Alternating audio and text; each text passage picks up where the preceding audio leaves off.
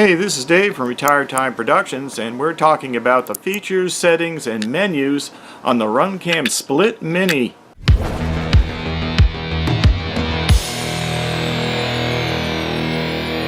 And you can see how the standoffs fit onto the board, and these standoffs at the bottom would screw right on your current standoffs on your micro quad, and then you would go ahead and insert the boards on top of that and just continue on and finish it off. There's a micro SD card slot right here and a little clip that goes over it to keep the micro SD card from falling out.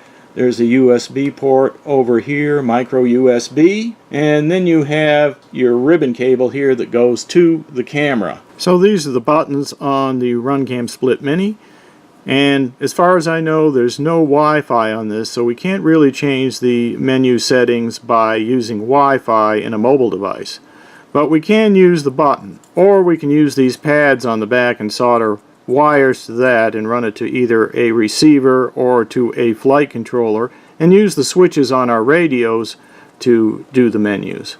However, I think since these are very handy and if they're accessible, just go ahead and use them.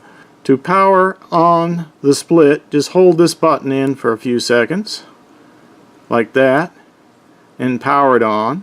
Of course, if you have the auto power on setting already enabled, it'll just come on when you plug it in. The other button we can use to hold down and get into the menus like that. Okay, now once you're in the menus, it's pretty easy to see what the buttons do because it tells you at the bottom. So the left one is enter and back. I know it says Wi-Fi, but we don't really have Wi-Fi. I think that's a carryover from the original split. And then of course the right one is power, which I showed you the power, and it has next to step through the menus. But let's just go ahead and we'll step through the menus with the right one just to show how it works. So you can see how I can step through each menu feature. Now if I want to go into one like video, I just click the left button once, like that, a short press, and then we can go through and check these different things.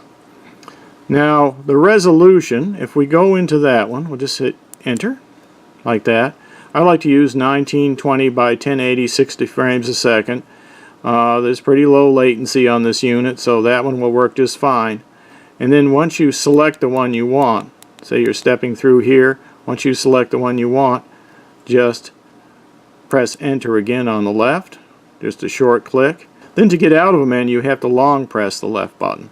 So I long press it like that, let go, and I get out. Just a couple of seconds. So you saw how that worked. You just click the left button once to get into it and step through it. So the next setting is, let's check the auto recording. We'll click enter, and the auto recording is off for me because I don't want it to start recording as soon as I plug it in. I might change my mind on that though, but not right now, at least not while I'm bench testing it. I want it off. Okay, so to get out, I'll just press enter again, and I'm out. And let's check the WDR. So right to go down to it, enter to get in. I've got the WDR on. I highly recommend this because that's how you get the good light handling capabilities and vivid picture that you get out of these RunCams. So I definitely put the WDR on. So let's click again to get out of that, and then we'll long press to get out of this menu altogether. There we go, I'm out. Alright, now let's go down to the general setting. I'm going to press enter to get into that. Power supply frequency, not sure which one you need. I put it on 60 Hertz because that's what we have over in the United States. It's also got 50 in there. Date stamp, I didn't do anything with that. Volume I left alone. I'll show you, let's just go in. And that's default, that's where it was to begin with. So press enter to get out, and then you got your control mode. This takes a little bit of explanation. Okay, so you got two modes, flight control and PWM. So remember we talked about these pads on the back, so that's what these pads will be used for. Either wires from a UART on your flight controller will go to these pads and you'll have flight control selected, or you'll have a PWM signal maybe from a receiver, and then you'll select PWM. So that's what that's about. I don't have a particular preference right now because I'm just using the buttons. So I'll back out of that. Okay, let's go down a little further. Okay, so auto power up is where you can set it to either come on automatically when you plug it in, or you can use the button to turn it on. So I just leave it like it is for now. Let's go down to the power savings mode. I don't really do much with that. I'll just go in and take a look. So here are the options. It's off right now. Not going to do anything with that. System information, well, I wonder what's in there. Interesting. So there's your version. Alright, and then there's reset, which I don't want to do. And then there's language. So let's just get out of this menu altogether. Back to the main menu. Okay, now let's talk about TV out, because this is an important item. So we'll go into TV out. Now full screen, this is where you control whether it's 4:3 or widescreen 16:9. And then you have your TV mode. So just take a quick look at the TV mode first. So I've got it on NTSC, that's what I recommend, at least for the United States. Let's back out of that. And let's go back to full screen, we'll take a look at that. So full screen mode, if I enter into that, if it's on in full screen, you'll get the full 4:3 look, which is what I have right now. If you turn it off, then you'll get the 16:9 look. So let's take a look at that 16:9 look. I'm just going to press this once to select it, the left button once to select it. We don't have to long press, just once, like that, so it's selected. Now we can long press to back up. And I'm going to back all the way out. And there you go. So now you can see the widescreen look. Before this went all the way to the top, but now it's chopped off on the top and bottom. Some people like this because they overlay their OSD information up here.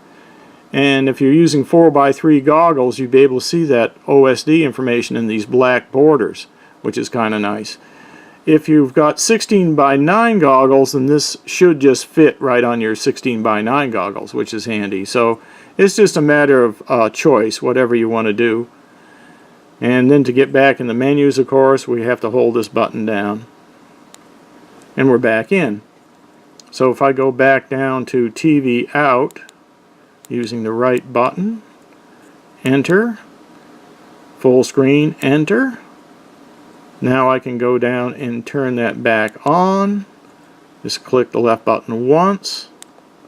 It's back on. Now I can back out. Okay, backing out by holding, long pressing. And there you go. I'm back to the 4:3 look. And the OSD information would go right over the top of the picture, and you wouldn't have the black borders anymore. Depends on your goggles, what you like to see on the screen and whatnot. So to power it on, we just hold this button in and the light comes on. Okay, now to start recording, we just press the button again one time. Alright, now it's recording. Now I'm going to let you listen to the microphone from the board itself, from the split itself, so you can see the audio quality as we're testing it outside. Okay, we're outside and I've got my mouth about 3 inches from the microphone. And I've got the video recording. The HD video recording is 1080p 60 frames a second. That's what I set it to in the menu. The wide dynamic range is on. I turned off auto record on start because I just wanted to be able to press the button to start and stop the recording. So now I'm just looking around. Let's look into the sun. Looking towards the sun, under the trees there. Alright, looking over away from the sun, under the trees. So the audio quality from the microphone wasn't the greatest, but I guess it'll be alright to listen to the motor noise from your aircraft. So if you like this video, don't forget to like and subscribe to my channel. You can subscribe in the upper left hand corner of this end screen. So the next video on the RunCam Split will probably be on doing the wiring setup and taking some flight video. So see you next time.